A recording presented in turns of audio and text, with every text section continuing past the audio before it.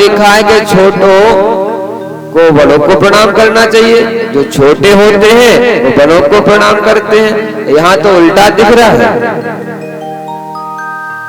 तो किसी ने कहा भैया धन वृद्धा, कोई व्यक्ति धन से बड़ा हो जाए तो बड़ा नहीं होता है, और कोई बल से बड़ा हो जाए तो बड़ा नहीं होता, और जो ज्ञान से बड़ा होता है वो सबसे बड़ा माना जाता है। इसीलिए सब संत भगवान मिलकर के प्रणाम करते हैं। और प्रणाम करने के बाद क्या कहते हैं महाराज?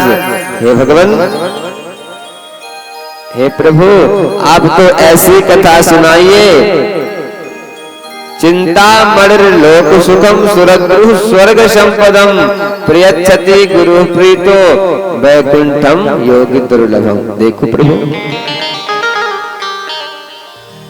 अगर संसार में किसी को चिंतामणि मिल जाए तो कोई मतलब की नहीं।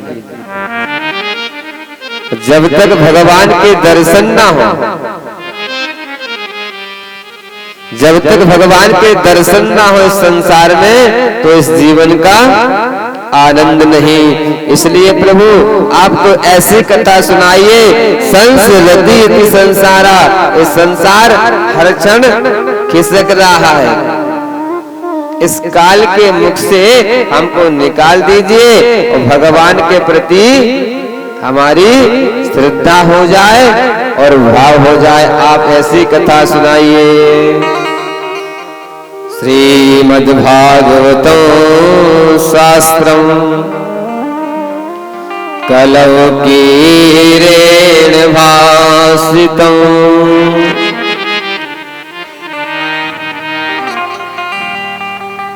कीरेण शुकेन भाषितम्।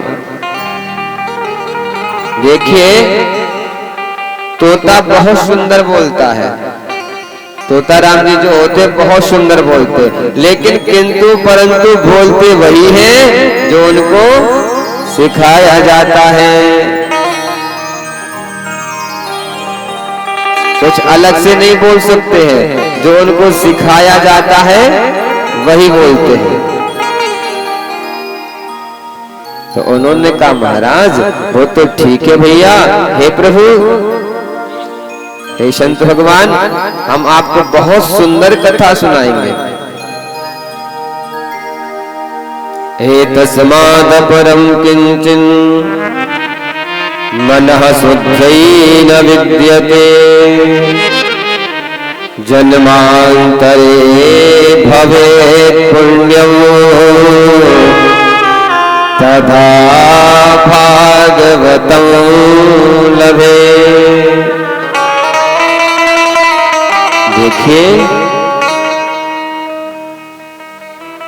आज हम आप यहाँ मिलकर बैठे, तदा भागवतम लभे, जब जन्म जन्मांतरों के, कल्प कल्पांतरों के, युग युगांतरों के जब पुण्य उदय होते हैं, सत्संगार्थम हरि कथा। भैया, जब ऐसे सत्संग में हमको बैठने का सुख प्राप्त होता है। प्रथम भगत संतन कर संगा, दूसर रतिमम कथा प्रसंगा। शास्त्रों में बताया गया, प्रथम भगत संतन कर संगा। देखिए, जहां भी नाम आएगा सबसे पहले किसका नाम आएगा? संतों का और ब्राह्मणों का, बाद में कथा का नाम है।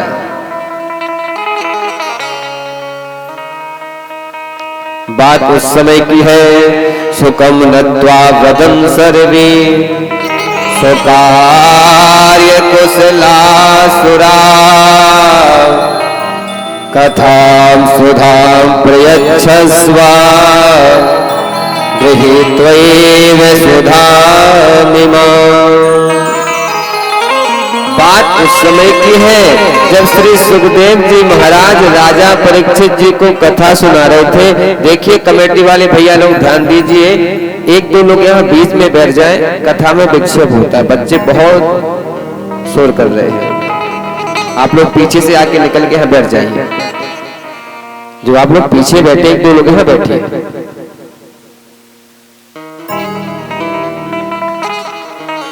कोई भी व्यक्ति आगे से ना निकले और पीछे से निकल के आइएगा। वृंदावन बिहारी लाल की जय।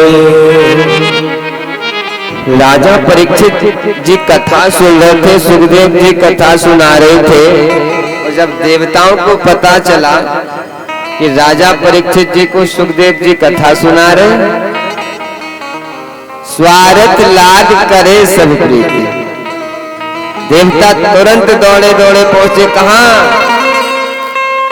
सुखदेव जी के पास। सुखदेव जी ने देखा, कहो देवताओं जय श्री राम, राधे श्याम, तो पधारे हो, क्या बात है? बोले बस महाराज ऐसे ही आ गया, मैंने देखा आपको।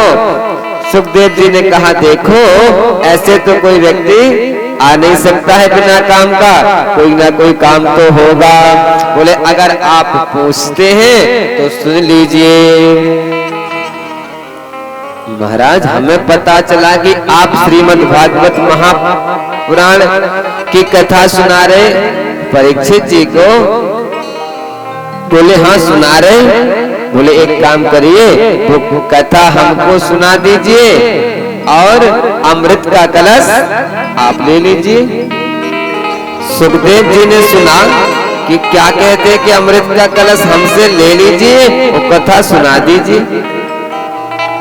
देवताओं बहुत ठगिया हो तुम लोग।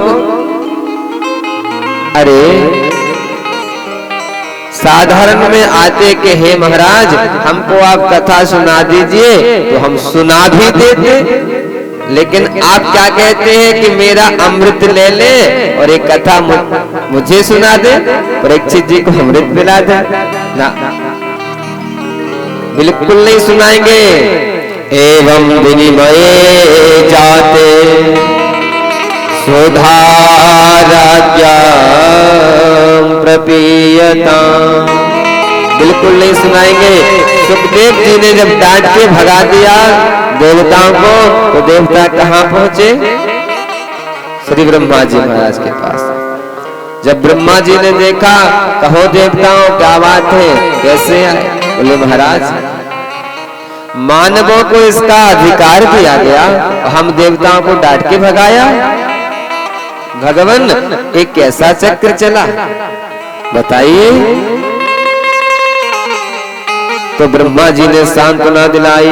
बोले देखिए अगर वो कथा सुना भी रहे तो ठीक है, 7 दिन में कथा सुनाने के बाद क्या परिणाम होगा तो सप्तम दिवस पता चलेगा।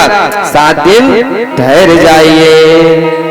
देवता माने हैं। जब 7वें दिन सुखदेव जी ने कथा सुनाई परीक्षित जी को, शोधा मुक्ति हो गई। अब जब ब्रह्मा जी को पता चला क्व शोधा कथा लोके क्व काचा महान, यहाँ पर सुखदेव जी ने कहा था देखो भैया आपकी तो क्व काचा, कहाँ मणि और कहाँ कांच का टुकड़ा, कहाँ आपकी मेरी मणि और कहाँ आपका कांच का टुकड़ा, ऐसा तो नहीं होगा। अब जब ब्रह्मा जी को पता चला लघुन्यन्नानि जातानि गौरवेण इदं महत्, श्री ब्रह्मा जी महाराज ने परीक्षित जी की मुक्ति देखी। परीक्षित जी की जब मुक्ति देखी तो ब्रह्मा जी ने एक तराजू मंगाई। तराजू मंगा करके एक पल्ले पर श्रीमद् भागवत महापुराण जी को विराजमान कर दिया, एक पल्ले पर अनंत जितने भी संसार के ग्रंथ हैं एक पल्ले पर विराजमान कर दिया। जब उठा करके देखा तो लघुन्यन्नानि जातानि गौरवेण इदं महत्। अरे भाई जिसमें वजन ज्यादा रहेगा वही ना नीचे रहेगा। श्रीमद् भागवत महापुराण जी का पल्ला नीचे रहा और जिसमें पल्ले में अनेक शास्त्र रखे हुए थे वो पल्ला जमीन से ऊपर उठ गया। बोले श्रीमद् भागवत महापुराण की जय। मेरे भगवत रूपम शास्त्रं भागवतं कलौ यहाँ ऋषियों ने और ब्रह्मा जी ने कह दिया भैया जाइए, भगवान का स्वरूप है श्रीमद् भागवत महापुराण, पठना श्रवणा सद्यो वैकुंठ फलदायकम। जो भी श्रीमद् भागवत महापुराण जी की कथा सुनेगा उनको सुधागमन साकेत में वास मिलेगा। अब ऋषियों ने प्रश्न किया, महाराज बहुत सुंदर आप कथा सुना रहे हैं नाथ, हे भगवान जरा बात बताइए, इस सप्ताह की परंपरा कहां से प्रारंभ हो गई? इस सप्ताह की कथा कहां से प्रारंभ हो गई?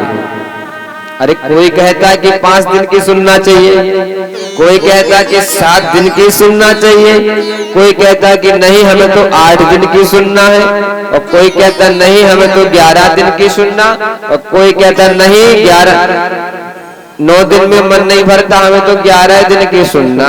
तो सरकार जरा बताइए सप्ताह की परंपरा कब से, कैसे और क्यों हुई प्रारंभ? उन्होंने कहा ठीक है सुनिएगा। एकदा हि विशालायां